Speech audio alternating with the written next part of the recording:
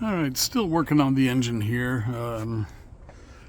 I did the oil cooler flush. I had the flush tool for that with hook up the garden hose and an air line and pulsed air and water to flush it out.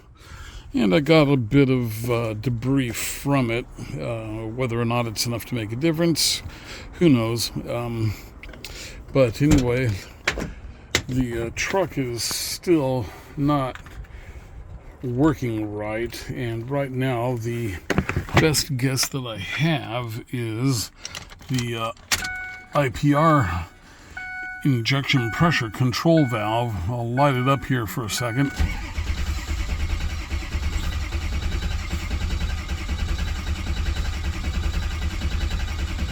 It should light. There we go.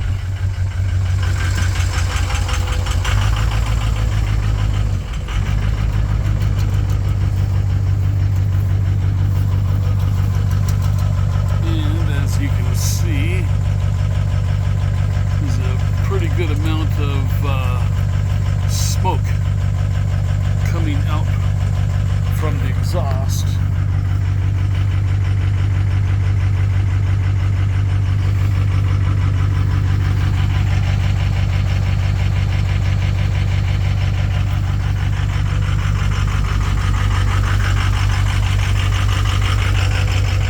I changed injector number 2, and now it's telling me I have an issue with injector number 2 and number 8.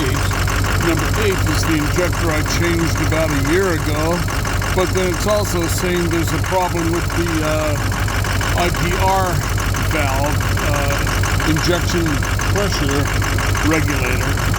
So that's what I'm going to do now is pull out the injection pressure regulator, inspect that, and get a new one if I have to.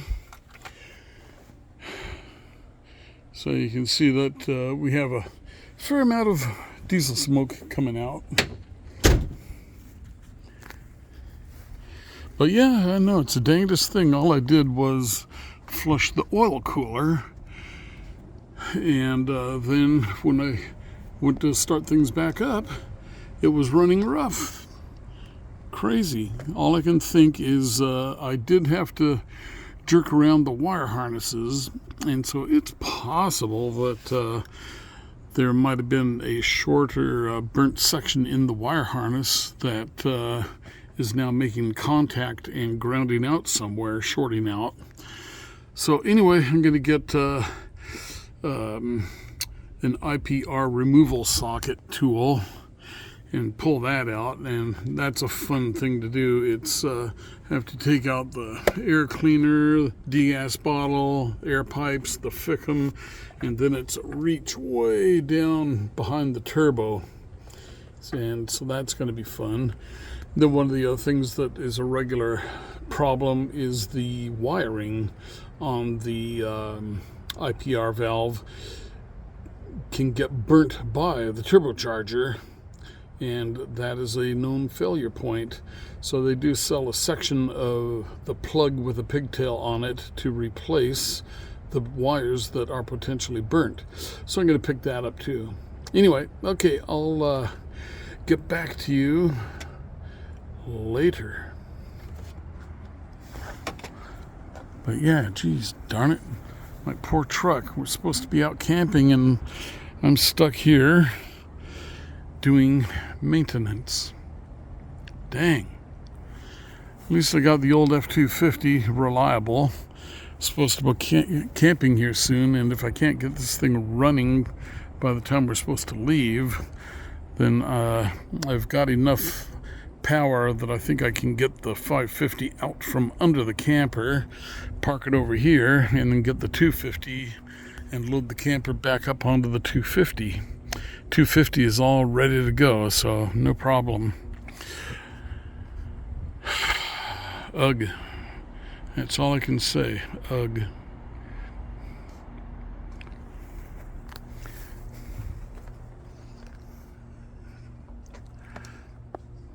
Well, at least I'm getting good at tearing it down and putting it back together.